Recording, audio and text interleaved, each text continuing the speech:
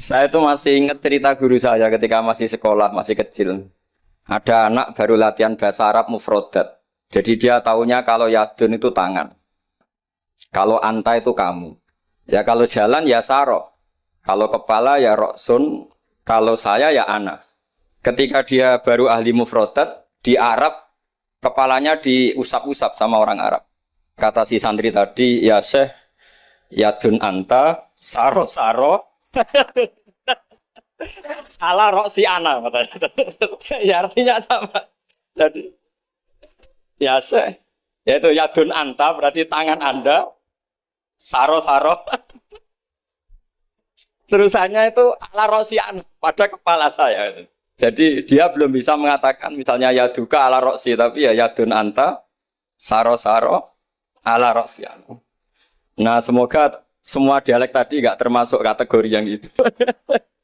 Saya dulu sekolah kakak kelasnya Gus Zofur itu ya punya teman kalau dimarahi di kelas itu bilang, Gus tadi saya dimarahi di depan alladzina aja. Jadi apa maknanya alladzina katanya? Katanya di depan orang apa? Banyak. Karena setiap ngaji alladzina wong akeh. Jadi kalau dimarahi di depan publik berarti dimarahi di depan alladzina. Nah ini kapan, saya tadi pamit sama Gus Zofur itu kapan-kapan bisa disewa enggak Gus? Bisa kan? Ini menurut saya masalah yang lumayan serius. Saya pernah didolani lah sama Habib Soleh Alatas dari Tegal. Ternyata kru dari TV7 atau kru dari Khazanah sering juga minta masukan dari beberapa narasumber untuk memberi penjelasan tentang tarikh sebenarnya misalnya tentang Umar. Di sini biasanya khas ulama itu dilematis karena kalau ngasih biasanya pemeran perempuannya benar-benar perempuan. Jadi resikonya kalau cantik itu nanti jadi masalah ikhtilatur rijal wan nisa. Kalau tadi enggak karena Anwar 3 mungkin. Atau mbak-mbaknya enggak mau berdampingan dengan Abu Jahal, enggak tahu tadi. Jadi saya enggak tahu tadi pertimbangannya itu fikhan atau apa trauma ya, karena takut itu. Para adik-adik santri yang saya cintai. Saya bersyukur sekali karena saya biasanya nggak pernah mengacara mau itu hasanah ini mutor ya, karena yang merintahkan guru kita yaitu Kiai Haji Agus Abdul Ghafur. Begini, saya punya usul pada anak-anak. Saya bagaimanapun sangat mencintai Pondok Al Anwar. Saya usul sama anak-anak, terutama yang putra ya, supaya tetap menghafal fikih. Jadi kalaupun ditakdir nggak bisa berbahasa Arab kayak tadi, kayak Abu Jahal dan siapa tadi, Sayyid Hamzah dan sebagainya, setidaknya menghafal ahkam fikih. Al-ahkam al-fiqhiyah. Jadi saya mohon muhafadzahnya itu tidak hanya Quran lafdzon wa tilawatan, tapi menghafal ahkam. Ini penting sekali karena kelebihan kita di kampus. Ini pengalaman saya kerja di kampus. Keunggulan kita adalah kita ini hafal kepastian hukum fikih. Jadi misalnya Kangkang harus hafal meskipun nggak bisa baca teksnya kalau iddatul mutafa'an hazaujuha itu arba'ata asyuri wa asyra. Kalau dia min dawatil hamli wa ulatul ahmali ajaluhunna ayyatu'na hamlahun dan sebagainya dan sebagainya. Ini penting sekali karena ternyata yang saya baca beberapa orientalis atau beberapa orang barat itu masuk Islam itu karena Islam itu dianggap hukumnya itu detail. Termasuk mengatur pernikahan, perceraian, tata kelola ekonomi, tata kelola negara dan sebagainya dan sebagainya.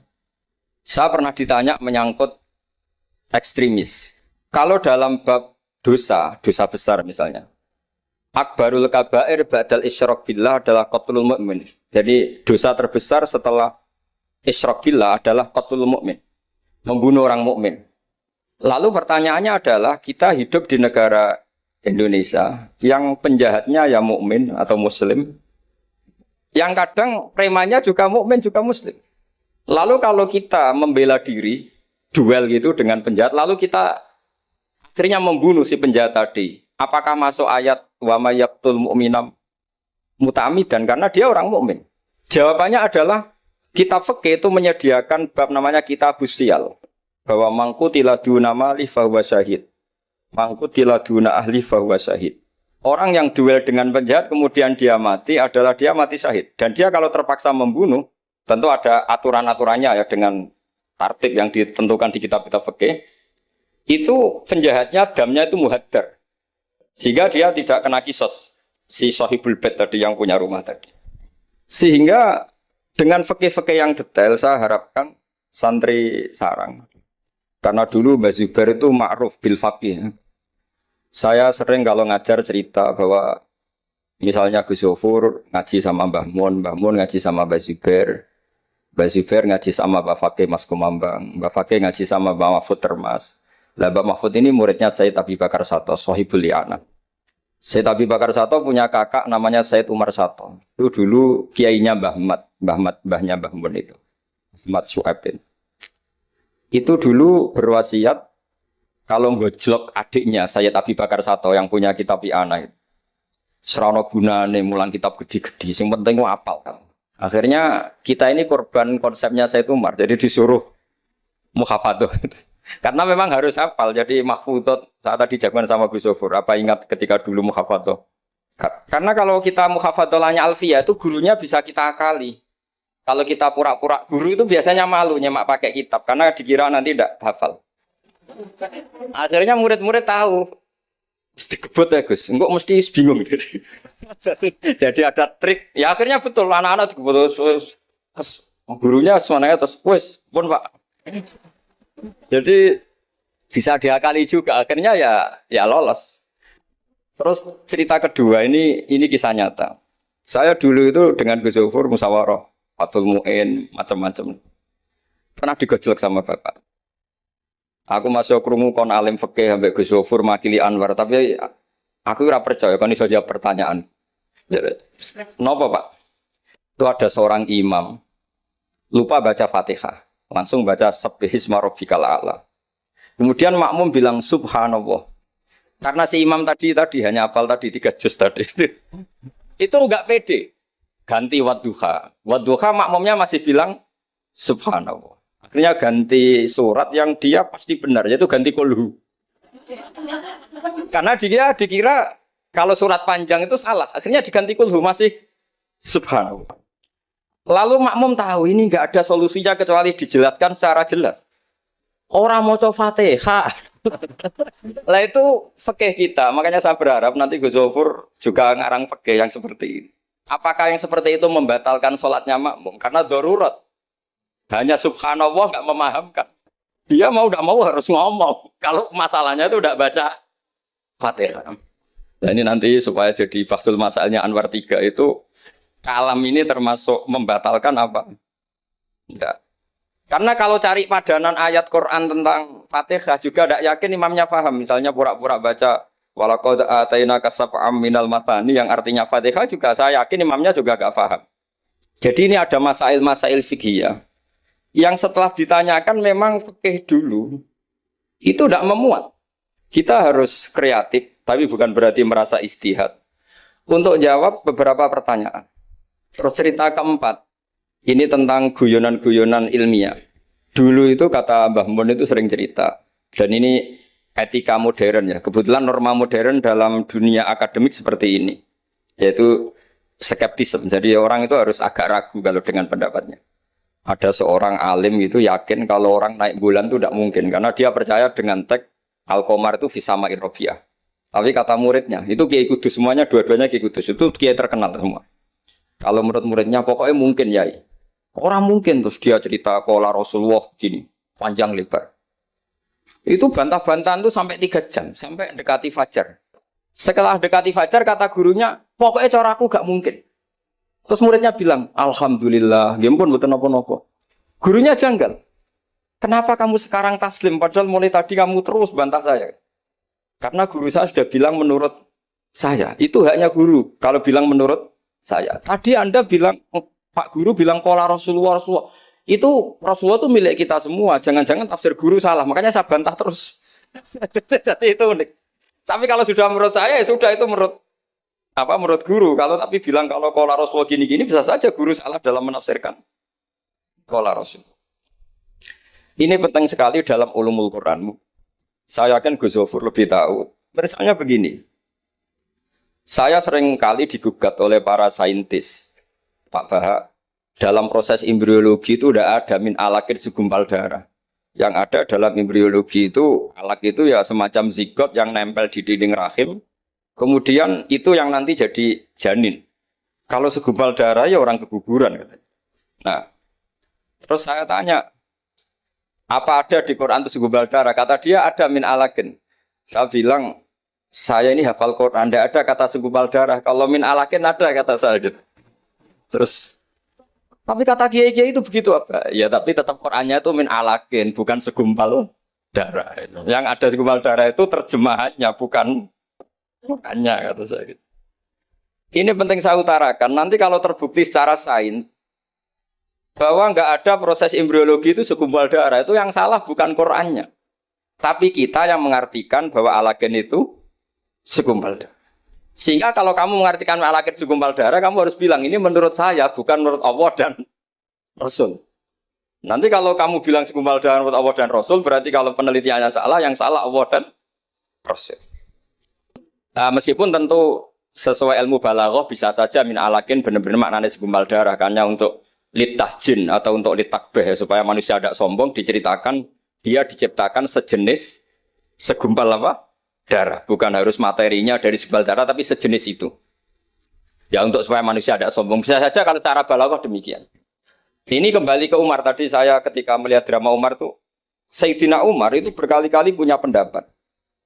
Karena beliau itu sering solid, sering akurat, sampai penggemar beliau mengintikan hadza mar'a Allah wa ra'a Umar. Hadza mar'a Allah wa ra'a Umar. Ini pendapat Allah dan pendapat Umar. Sampai Sayyidina Umar marah besar, la taqulu hadza hukmu wa ra'a hukmu Umar, walakin qulu hadza hukmu Umar. In kana shawaban fa min Allah wa in kana khata'an fa min Umar. Kamu jangan mengatakan kalau ini pendapat Allah. Tapi katakan pendapat Umar. Jadi kalau benar ya min Allah, kalau salah dari apa? Umar. Tapi sekarang banyak beberapa organisasi ekstrim yang semuanya itu di atas namakan Allah. Mungkin Gus Zofur lebih tahu, lebih ngalami. Orang itu kalau benci seseorang yang kelas nasional, wah itu sudah dihujat, dimaki-maki. Kita yang menemani mereka itu juga dihujat. Wong fasik, wong keliru kok dikancani. Karena pikiran fikihnya adalah kita harus tafrik bainal haqqi wa bainal batil. Harus jelas ada demarkasi mana hak, mana apa? Batil. Itu fikih yang sementara kita pelajari. Sehingga mungkin orang enggak apa ya istilahnya akan menyalahkan lah. Saat kita bertemanan dengan orang yang macam-macam di Jakarta, apalagi orang liberal macam-macam. Tapi kalau sampean ngaji lagi di atas itu misalnya belajar ilmu tasawuf, kita diajarkan kalau kamu berteman sama orang dolim, ma tadri madza yuhtamu bih. Orang dolim itu kamu pun tidak tahu madza yuhtamu bih. Jangan-jangan dia yuhtamu bi husnil khotimah. Kamu juga nggak pernah tahu madza tuhtam. Apa kamu nanti tuhtam bi husnil khotimah apa suil khotimah. Sehingga orang-orang tasawuf itu melihat orang dolim ya tetap hormat. Karena tidak tahu nanti akibatnya jangan-jangan dia husnul khotimah. Kita yang suil khotimah. Ini penting bagi anak-anak Anwar 3, murid-murid Gus Zofur, sehingga orang-orang alim itu harus kamu beri ruang, meskipun secara zahir berteman orang-orang yang macam-macam. Karena itu ada ilmunya. Kita tidak ngambil sikap itu ada ilmunya. Makanya di kitab Hidayatul Hidayah, beberapa kitab tasawuf diterangkan, kalau kamu melihat orang fasik, jangan-jangan yuhtamu bi husnil khotimah. Kamu tidak. Kita ingat cerita Wahsy. Wahsy itu orang yang dinaknati Rasulullah karena qatilu Hamzah. Ketika Nabi aksara min la'nil kuffar malah nazala qaulu ta'ala laisa laka minal amri apa syai'un aw yatubu alaihi. Dalam surat Ahzab ketika Allah mensifati orang munafik itu masih ada kata wa yu'adzibal munafiqina insya'a, masih ada kata aw yatubu alaihi. Kemungkinan orang munafik adalah Allah menyiksa mereka insya'a atau memberi toh. Sehingga banyak ulama terutama guru kita Syekhina Kiai Maimun Zubair itu berteman orang macam-macam nggak masalah. Dan kadang-kadang banyak menimbulkan kekecewaan. Ini nanti nggak ada tafrik bainal haqqi wa bainal batil. Nah saya akan menjelaskan di sini bahwa itu ada ilmunya. Ada ilmunya. Banyak orang sing la'anahu Rasulullah. Bahkan da'a alaihi Rasulullah kayak Wahsy, kayak Khalid bin Walid. Kaifa yukhlifu qaumun fa'alu bi'ihim hakadha. Zaman itu binabihim hakadha. Yaitu ketika Rasulullah perang Uhud itu syujja wajjuh wa kusirat rubaiyatu Wa udmiyat lisatu. Ketika Nabi babak belur wajahnya, kata beliau, kaifa yuflihu qaumun fa'alu bi nabihim hakadha. Tapi apa yang terjadi? Justru Khalid bin Walid itu masuk Islam. Wahsy qatilu Hamzah juga masuk Islam. Sehingga saya meskipun punya sikap, tentu saya sebagai orang punya pilihan gaya hidup. Mungkin saya ya akrab lah kalau sama misalnya Mas Nusron gitu. Tapi kalau Gus Zofur akrab. Tapi saya menghormati, itu pasti ada ilmu. Saya jaga jarak ya ada ilmunya. Gus Zofur berteman juga ada ilmu. Nah, ini yang saya harapkan dari Anwar 3. Mohon ilmu ini diperkuat. Karena basis terkuat peradaban adalah ilmu. Ilmu menyediakan segalanya. Saya masih ingat Gus Mek Peloso itu akrab sama bapak saya. Karena beliau senang semaan. Kebetulan pendiri semaan Jantiko itu bapak sama Gus Mek. Jamiyah anti koler beberapa. Selama-lama diganti Mantap, terus di era putra-putranya diganti Zikrul Ghafilin. Itu kalau jagungan sama bapak itu beliau bilang intinya begini. Iya, nahi mungkar, kenal era gelem kok nahi mungkar. Oleh proses piye oleh tarbiyah piye kenal era gelem. Meskipun tentu anak-anak tidak saya sarankan seperti Gus Mek karena jadab Anda tidak mesti sukses kayak Gus Mek. Saya itu kan resiko. Karena untuk sukses itu butuh keramat, butuh macam-macam loh. Kalau sampean latihan gitu pasti ditangkap keamanan itu. Karena itu masalah gitu kalau di pondok masalah. Tapi apapun itu, kita punya cukup khazanah ilmiah untuk melihat itu. Saya berkali-kali kalau acara di Pondok Hajan sering bilang berteman orang fasik itu tidak boleh. Wa in kana dasarin fajan dibu suratan. Kalau berteman orang fasik itu tidak boleh karena nanti ketularan fasik. Tapi kalau dibalik, pertanyaannya dibalik. Mbah niki membina orang fasik. Dan di antara membina tentu prosesnya itu berkawan macam-macam. Kalau dibalik itu menjadi haram apa halal? Bukan dibahasakan berteman orang fasik, tapi membina orang fasik. Ini penting saya utarakan karena khazanah kita itu banyak. Saya berharap ulumul Quran di sini sampai yang seperti itu. Saya beberapa kali belajar kitab Hayatus Sahabah. Di situ ada satu aplikasi Ahkamal Quran, baik yang fiqhud dakwah maupun fiqhul ahkam. Saya di situ yang paling saya kenang adalah cerita-cerita misalnya termasuk yang dikutip Habib Zain bin Semit dalam kitab Al-Manhajus Sawi. Suatu saat ada ustadz, saking semangatnya nahi mungkar karena si Harun Rasyid sering salah, didatangin. Kata si ustadz tadi, inni nasihun lak, famusyaddidun alika, fala tajidanna fi nafsika aliyya syai'an. Saya akan memberi nasihat Anda, tapi saya agak ekstrim, agak keras. Mohon kamu jangan tersinggung, Anda jangan tersinggung. Anda ya Amirul Mukminin jangan tersinggung. Tapi apa kata Amirul Mukminin Harun Ar-Rasyid? Uskut ya jahil, kamu ustadz bodoh. Terus fa inna Allaha ta'ala qad arsala man huwa khairun minka ila man huwa syarrun minni. Ini saya terpaksa bahasa Arab karena tadi takut kalah sama Abu Jahal tadi. Jadi ini mohon sekali ini kompetisi. Jadi kalau Abu Jahal saja bisa bahasa Arab, masa saya kiai tidak bisa bahasa Arab. Jadi saya tadi itu ya kan di Abu Jahal saja bisa bahasa Arab. Fasih lagi tadi. Yang saya kecewa dia sopan ngasihkan mic tadi. Duduknya sudah benar gak sopan tadi kok. Gak benar jadi memerankan Abu Jahal memang harus gak sopan. Tapi semoga berakhir nanti diteruskan jadi Abu Jahal repot. Nah ini kata Harun Ar-Rasyid. Inna Allaha ta'ala qad arsala man huwa khairum minka ila man huwa syarrun minni. Wa ma'a dzalika qala ta'ala faqula lahu qawlan layyinan la'allahu yatadzakkaru aw yakhsha. Tentu kita tahu Allah mengutus Musa dan Harun atau Musa saja yang populer. Musa itu man huwa khairun minka, tentu Musa itu lebih baik ketimbang Anda. Ila man huwa syarrun minni, tentu Fir'aun itu lebih buruk ketimbang saya. Itu saja masih ada aturan faqula lahu qaulal layyinan. Kamu harus ngomong yang halus. Kok kamu dakwai saya mau pakai kasar? Akhirnya si fasa kata tadi yang gurunya langsung ustadz, yang ustadz tadi langsung diam dan ngakui kalau Harun Ar-Rasyid lebih alim ketimbang dia. Nah saya harapkan nanti ulumul Quran di setai 3 itu tidak sekedar mengenali mufradat, tapi mengenali makna terjemah, juga makna yang bisa disimpulkan dari ayat-ayat Qur'aniyah. Sehingga nanti keyakinan saya ya. Apapun berubahnya zaman, nanti Quran itu tetap bisa dibaca kalau cara maknani seperti itu. Tapi kalau Anda maknani mufrodat, resikonya adalah mufrodat yang disebut itu kadang sudah tidak ada.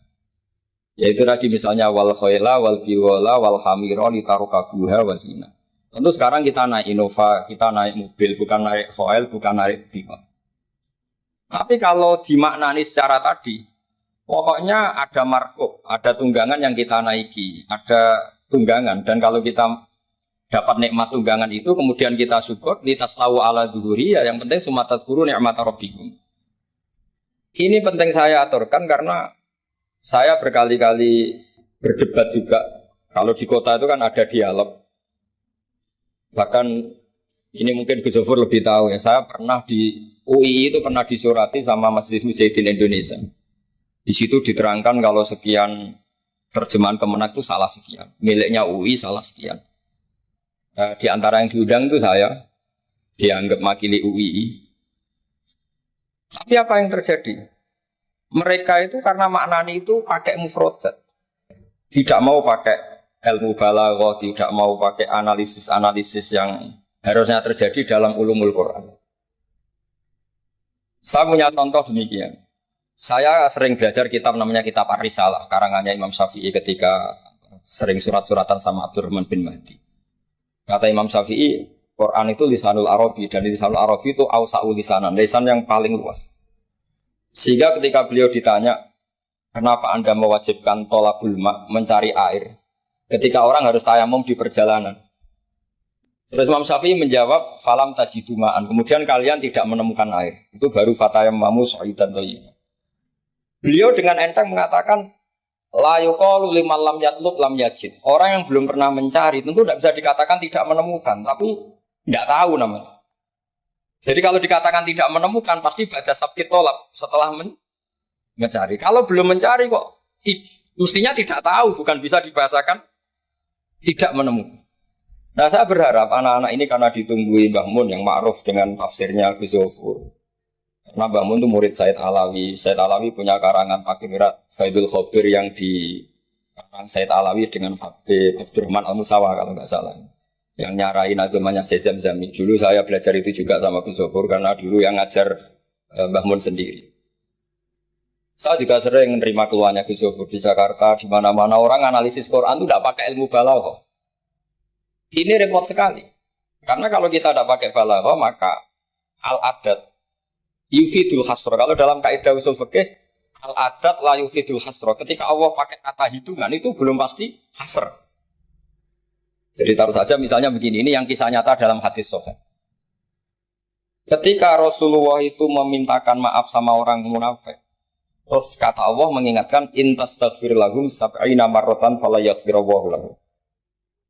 Kata Nabi, jika 70 tidak bisa dimaafkan, wa sa'azidu ala sab'in. Ya sudah, saya tambahi lebih dari 70. Ternyata sama Allah didhawuhi, maksudnya tidak gitu. Kamu mintakan ampun untuk orang munafik maupun tidak, sama-sama tidak saya ampuni. Sehingga terus ada kaidah al-adat la yufidul hasra. Ini penting dalam ulumul hadis atau ulum usul fikih. Karena kalau nuruti adat, Nabi sering dawuh misalnya man sholal bardan dakhalal jannah. Orang yang sholat pada waktu dua dingin yaitu subuh dan asar dakhalal. Terus kamu mau tidak sholat zuhur misalnya, dan sebagainya dan sebagainya. Nabi sering menyebut kebenaran misalnya kebaikan adalah ini. Terus kamu tidak akan melakukan kebaikan yang lain, tentu tidak mungkin.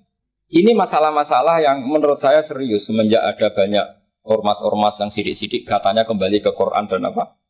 Hadis. Tapi kalau guyonannya orang-orang pesantren, ya kamu saja yang kembali. Karena keluar Anda terlalu jauh. Kalau kita tidak perlu kembali, wong sudah di dalam katanya. Yang keluyuran kemana-mana kan kamu. Kalau kita tidak pernah kemana-mana. Jadi ngapain kita yang kembali? Anda saja yang apa? Kembali. Jadi ini penting ya, penting sekali. Karena pengalaman saya di Jogja, pengalaman saya di Jakarta ketemu orang macam-macam itu, memang pernah ya di Jakarta pernah ada satu acara. Ya acara seperti ini. Itu yang datang seorang kiai yang ya biasa pakai sarung, ada yang pakai celana. Itu pas mulai pegang mic ada separuh hadirin keluar. Alasannya gampang. Belum enggak pakai sunnah Rasul. Karena kiainya enggak cingkrang. Itu sudah keluar separuh. Ketika saya ditanya, Pak, kenapa Anda masih mendengarkan mereka? Mereka enggak ikuti sunnah Rasul, mereka enggak cingkrang. Kata saya gini, Rasulullah itu hafal Quran. Dan saya kebetulan saya hafal. Jadi saya sudah ngikuti sunnah Rasul. Jadi kalau Anda ingin sunnah Rasul kayak saya harus hafal Quran. Kalau motong celana itu gampang. Kalau motong celana itu gampang. Itu kan murah sekali dan mudah. Itu mikir dia. Ternyata mereka bilang sunnah Rasul itu hanya jenggot, cingkrang, wayoh bila ada tambahnya itu. itu lah ini saya tantang anak-anak Anwar 3 supaya ngikuti sunnah Rasul yang keren, yang tantangannya berat, yaitu hafal berapa Gus tadi 3 juz itu. Itu saya tuh sering protes sama anak-anak. Itu nanti kalau ketemu malaikat Jibril, Anda dianggap mengikhtisar Quran. Oh, itu kan. Masa Quran 30 juz jadi 3 juz. Itu kan kayak kitab Mukhtasar Jiddan, jadi dari kitab besar terus diringkas. Saya tidak bisa membayangkan kalau Anda nanti ditanya malaikat Jibril, kenapa Quran saya turunkan 30 juz jadi 3 juz. Ya tapi karena ya itu tadi, karena saya yakin Gus Zofur orang alim itu tadi kaidahnya itu malayudrokukullu, layudrokukullu. Kalau nggak bisa semua jangan sama sekali. Ini sekedar pengalaman untuk anak-anak. Kalau di pondok Quran itu sampai deres kulhu itu buatan berani. Karena dikira kayak sudah sampai 30 juz. Memang pondok Quran itu unik. Anak-anak itu bisalahnya 2 juz 12, juz 13. Tapi juz amma itu tidak hafal. Karena ketika menghafalkan itu tidak kober ngapalkan yang juz amma. Memang hafal betul juz 7, juz 8. Tapi juz amma kadang nggak bisa, wadduha kadang nggak bisa. Imami terawih kadang nggak bisa dia karena dia usra kober karena ngapalkan Quran itu kan berat. Karena suatu saat saya tuh tahlil jajar santrinya bapak. Dia tahlil kulhu, tahlil kulhu. Itu sis 30, kayak apal 30 aja gitu. Jadi untuk baca kulhu itu memang harus urut setelah melewati juz 1, juz 2 sampai juz 3. Sampai seperti itu. Gayanya baca kulhu kayak wes apal juz 30. Sehingga di pondok Quran tuh nggak ada yang berani terus juz 30 karena kesannya kan sudah. Iya, jadi itu tradisi yang mungkin mungkin beda itu. Saya sendiri juga agak seneng kalau ada santri kok terus juz 30 itu kok melete itu kok sudah. Nah ternyata di sini saya ketemu santri-santri yang jurus juz 30 terus ini. Wah ini menurut saya ini agak masalah. Dalam tradisi saya ya, terhadap tradisi kami. Jadi ya itu tadi karena cara pandangnya beda. Jadi cara pandangnya beda. Tapi saya berkeyakinan. Memang saya sering ketemu Gus Iit, adiknya Gus Zofur. Beliau sering cerita ke saya, Gus kalau bisa nanti sarang itu semacam kayak Islamic Center. Karena kita tahu semua kayak apa alimnya Gus Najih, kayak apa alimnya Gus Zofur, alimnya putra-putra Mbah Mun. Sesuai bidang spesifikasi ilmu masing-masing. Saya sering dinasihati yai bahwa semuanya itu ada ilmunya. Tadi misalnya Anda tidak tegas sama orang fasik, itu ya ada ilmunya. Karena mungkin kita tawaduk, la nadri ma yuftamu bihi. Kita tidak tahu si fasik tadi yuftamu bi apa, kita tidak tahu. Kita sendiri nggak pernah yakin kalau kita nuftam misalnya bihusnil khotimah. Saya kalau di Jogja ketemu orang liberal, ketemu orang macam-macam, saya pakai ilmu itu. Tapi kalau saya ngaji di pesantren pakai ilmu at-tafriq bainal haqqi wa bainal batil. Kalau santri baik ya tak puji, kalau yang enggak baik ya. Tapi yang jelas enggak tak saboyong. Karena pondok saya bilang enggak punya adat boyong. Kata bapak, kena keramat, santri sing beling dilalak boyong, tapi jogeman boyong gitu. Jadi berarti karena kalau musuhnya boyong berarti tidak keramat karena pakai kriteria fikih tadi, pakai. Ini penting saya aturkan karena jangan sampai khazanah, kearifan wali songo yang kancanan orang macam-macam. Ada 7 hari ya diterima, 40 hari ya diterima. Zaman itu ya enggak diterima sebagai khurafat kita ya enggak. Sehingga menurut saya wali songo itu adalah panutan di mana itu semuanya diselesaikan bil ilmi. Bukan karena emosi si reaksi itu enggak, semuanya bil ilmi. Saya pernah baca kitab Al-Minanul Kubro, karangannya Imam Sa'roni. Beliau cerita sebagian ilmu itu sudah keluar dari afdholiyah karena satu kondisi. Misalnya sebaiknya amal itu sirron. Tapi kenapa guru-guru kita Mbah Mun sendiri sering pengajian besar, Gus Sofur, banyak lah yang mau acara besar. Saya sampai sekarang nggak pernah punya acara besar. Wiling-wilingan saya yang pengagum sirron gitu. Tapi ternyata di kitab-kitab kita, kata Abdul Hasan Asadili mengatakan alinu bito atikum kama yatadzaharu ghairukum bil ma'asi. Maksiat di Jakarta di mana-mana begitu ekstrim, dangdut begitu terbuka, diiklankan besar-besaran. Tapi kalau pengajian nggak besar-besar, dulu itu pengajian itu nggak ada yang besar karena mahal. Dulu orang soleh itu ciri utamanya adalah khifatul ma'unah, biayanya sedikit. Sekarang karena mereka besar-besaran menyebarkan maksiat, kita akhirnya kata Abdul Hasan Asyadili, kamu kalau to'at harus iklan, a'linu bi to'atikum, kalau to'at harus dipertontonkan. Sehingga seneng saya misalnya tadi dipertontonkan anak-anak ahli bahasa Arab, sampai Abu Jahalnya saja bisa. Wah itu kan satu prestasi yang luar biasa. Kalau Abu Jahalnya saja alim, apalagi yang tidak Abu Jahal. Apalagi Abu Jahalnya tadi sopan, wah itu bagus sekali itu. Itu pasti Abu Jahal kecewa itu diperankan orang yang sopan. Itu udah gue banget katanya. Itu pasti kecewa. Abu Jahal itu pasti kecewa. Jadi ini penting ya, karena kita punya guru yang al-mutabakhir. Seperti Mbah Mun, seperti Gus Sofur. Jadi kita harus baca kitab itu banyak. Oke, ada haram yang kita tegas. Ada halal yang kita tegas. Misalnya al-halalu bayyinun wal haramu bayyinun. Tapi selalu ada masalah yang wa bainahuma umurun mustabihatun. Ada sesuatu yang memang dari awalnya enggak jelas. Kalau sesuatu itu enggak jelas, kita harus bersikap enggak jelas. Jangan sesuatunya enggak jelas, kita sikapnya jelas. Ini penting kolaborakan karena sekarang tuh orang banyak yang ekstrim dengan dalih ilmu. Kadang dengan dalih qala Allahu ta'ala, qala Rasul. Itu pesannya Sayyidina Umar. Kalau bisa jangan. Karena makna yang tasreh, makna yang eksplisit, makna yang sorry seperti itu, jangan-jangan subjektivitas Anda. Seperti tadi si Ustadz tadi ketika dia tegas, dia seakan-akan bahwa mandat Tuhan kalau saya harus ulil haqqa walau kana murron misalnya seperti itu. Tapi setelah diingatkan Harun ar-Rasyid bahwa Musa yang termasuk Abdul Khalqi tentu, termasuk orang-orang pilihan, ternyata masih disuruh sopan hanya kepada siapa? Fir'aun, yang jelas Toro. Ini pelajaran bagi kita, makanya saya ketika datang di acara Mbak Najwa itu, mungkin yang saya agak beda, itu kalau Pak Quraisy Shihab kata Mbak Najwa itu kan kalau cerita nulis buku katanya kami, karena takut kalau bilang saya tidak mewakili guru-gurunya, tidak mewakili ulama-ulama dulu. Tapi kalau anak-anak Anwar 3 tidak harus seperti itu, boleh nggak apa-apa kata saya. Jagani nak salah itu, sing salah sampean tok. Itu kalau musonep ngarang kitab bilang kami, itu Gus Sofur ke bawah nanti. Jadi saya itu dalam konteks itu udah nggak sependapat. Karena resikonya tinggi sekali. Misalnya ngarang bahasa Arab bilang kami jebule tadi yadun anta saro-saro ala rosi anak gitu kan. Itu fatal sekali. Terus ini yang terakhir karena saya tabarruk sama para sahabat. Ketika tahun kedua tadi Gus Sofur menyinggung perang Badar. Ketika tahun kedua itu baru kedua dari Hijriah. Itu para sahabat itu sudah banyak yang hafal Quran dan paham, padahal baru tahun kedua. Yaitu yang bawa itu Mus'ab bin Umar. Itu ketika Rasulullah mau perang Badar dan istasyarah, meminta musyawarah sama orang-orang Ansor, istasyarah Ansor. Karena orang Ansor itu hanya punya kompensasi jika engkau ya Rasulullah ke Madinah, Yasrib dulu, maka kita akan melindungi engkau sebagaimana kita melindungi nisa'ana wa abna'ana.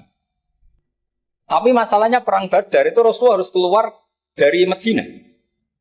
Rasulullah sehingga khawatir jangan-jangan orang Ansor tidak berkomitmen dengan perjanjian itu karena itu di luar apa? Perjanjian karena sudah keluar dari Madinah. Ketika istasyarul Ansor, apa kata itu?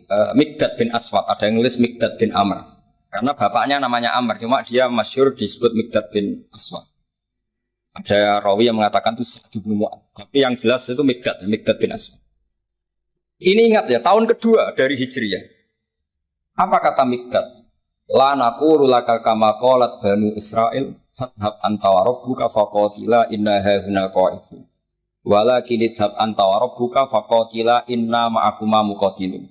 Ya Rasulullah, kamu jangan khawatir kalau kita-kita ini pecundang kayak orang Bani Israel.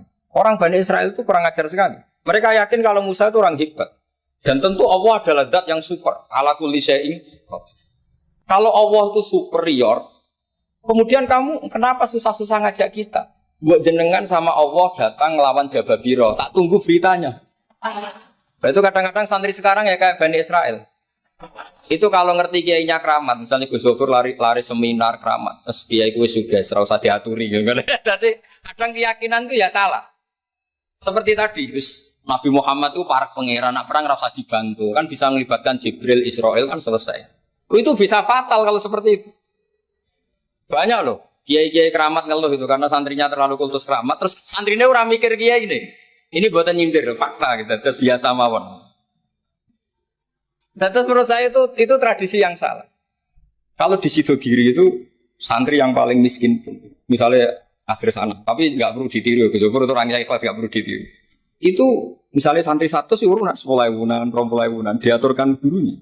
Karena adat Madura itu panen jagung ya gurunya punya hak, panen apa saja ya gurunya. Itu tidak nunggu kaya. Kalau ada saran kan tidak nunggu jadi alumni, jadi kaya baru ingat kiainya. Itu kalau tepahan kiainya sudah meninggal kan terus repot gitu. Itu kata orang tadi siapa itu Mikdad bin Aswad. La naqulu laka kama qalat Banu Israil. Fadhab anta wa rabbuka faqatila inna hahuna qa'idun. Walakin idhab anta wa rabbuka faqatila inna ma'akuma muqatilun. Tapi silahkan ya Rasulullah, engkau berangkat. Kita akan mengikuti engkau ikut perang. Artinya apa? Mereka bisa memahami Quran. Meskipun itu kisah tentang Bani Israel. Mereka tahu sindiran Quran. Mental yang benar kayak apa, yang salah kayak apa. Dan itu yang ditiru kitab Fathul Mu'in. Misalnya kitab Fathul Mu'in menulis begini. Misalnya ya. Wa tusannu misalnya. As-sholat binasatin. Atau wa yusannu nasatun di sholatin. Disunatkan kalau mau sholat itu sumringah, kelihatan happy, kelihatan senang.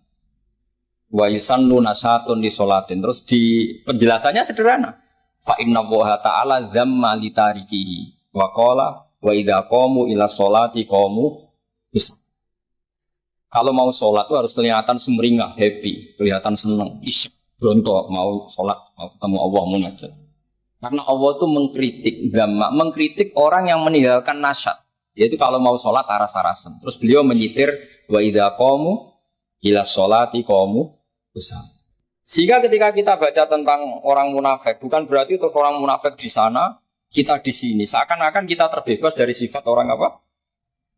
Itu bukan da'bu ulama'ina, bukan ahwal ulama'ina. Ahwal ulama kita ketika baca Quran adalah otomatis kita memahami. Dan memahaminya itu bisa mafhum yang luar biasa kayak tadi. Kayak yang saya ceritakan tadi Harun Ar-Rasyid, kayak siapa tadi Mikdad bin Aswad, dan kayak tadi Fathul Mu'in misalnya. Sama dengan model-model karangan Imam Ghazali. Imam Ghazali kalau ngarang kitab itu sebenarnya sederhana. Setelah kita teliti itu semuanya ya sederhana sekali. Artinya ayat yang dikutip itu sering kita baca. Tapi beliau secara indah, secara menakjubkan, itu bisa ngambil kesimpulan yang luar biasa. Saya punya kitab Mufrodat yang dikarang oleh beberapa ulama. Dan beliau cerita tentang kehebatan Sayyidina Ali dalam menafsirkan Quran. Kata Sayyidina Ali, saya tidak bisa membayangkan dahsyatnya angin ketika mengobrak-ngabrik kaum Mu'ad. Karena anginnya angin balilo, tidak terkendali. Ya, karena Allah punya tradisi begini, kata Sayyidina Ali. Wa im min syai'in illa indana khazainuhu wa ma nunazziluhu illa biqadarin ma'lum. Segala sesuatu itu terukur dan saya turunkan juga dengan ukuran yang pas biqadarin ma'lum. Tapi ketika Allah mensifati angin yang untuk kaum Ad disebut birihin sorsorin atiyah. Atiyah maknanya balilo, pakai tak. Ya, pakai tak. Terus yang sebagian ayat tentang Nabi Nuh. Inna lamma taghal ma'u hamalnakum fil jariyah. Togho itu maknanya lacut. Jadi air sudah gak terkendali, kayak di luar kendali malaikat. Sudah togho, sudah balelo. Saking balelonya yang main hantam saja. Kata Sayyidina Ali, Sehingga dua ayat ini menunjukkan betapa dahsyatnya banjir karena diredaksikan taghalma. Begitu juga betapa dahsyatnya angin karena disebut dirihin sorsorin atia. Jadi yang namanya atia itu pakai to ya. Ini ain to ya, ini yang pakai apa? Ain alif ta. Jadi dari mufradat ini kelihatan bahwa benar-benar dahsyat. Karena Allah punya adat segalanya terukur. Ternyata di situ disebut taghalnya semuanya sudah keluar dari apa? Ukuran. Ini saya mohon sekali karena anak-anak Anwar 3 ini menangi Mbah Mun, menangi Gus Zufur. Saya sendiri diminta beliau bantu ngajar di sini. Jadi saya mohon sekali karena ini banyak ya nabi al-ilmi lah, banyak sumber-sumber ilmu. Tolong sekali dimanfaatkan yang baik. Terutama anak-anak yang di muhadharah ini kajian-kajian fikihnya itu harus dihafal.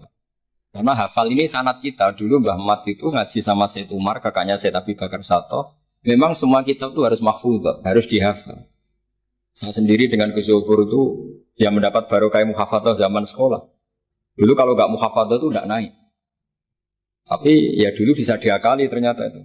Dulu Mbak Fakih itu ahlinya Faati. Jadi kalau ada orang anak nggak naik ditanya, "Song kena ramuga pening di ngitung terminal, Mbah." Ngoten niku Mbak Fakih terus diunggahno, kata beliau, "Nak nganti ning terminal dadi wong nakal aku sing kedosan." Mergo tadi mayu adi ilal haram nggih. Haram. Sehingga dulu masyhur kalau anak-anak ndak naik itu sudah kong kali kong. Oh nak takoki muni ning terminal yo. Karena kiai itu mesti pantangan. Taman kalau nggak percaya coba aja. Anak yang nakal mau boyong terus disowankan Gus Zufur. Gus, nak jenengan boyong balik mereman malih. Mikir, mesti kiai itu mikir. Tapi jangan pakai loh. Ini kan cerita dulu. Sehingga anak-anak yang gak muhafadzah itu mesti ada yang anak-anak lugu ditanya Bapak.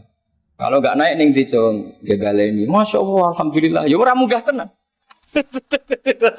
Jadi cara pandang kiai itu unik. Makanya ilmunya kiai susah dianalisis ini karena unik. Ya seperti itu. Ya saya harap ilmu ini nggak jadi nggak jadi masalah bagi anda. Terus nanti anda menteror Pak Musonep. Apa Pak Musonep? Nah, aku ramuga yang terminal. Oh, udah bisa. Ya saya kira demikian, semoga manfaat. Terus kalau nih ngapunten sangat sudah berbiasa, buatan sakit kalau acara-acara pidato, buatan sakit. Nak ngaji kalau biasa, nak ngaji rak ngerpek, wonten kitab terus moco.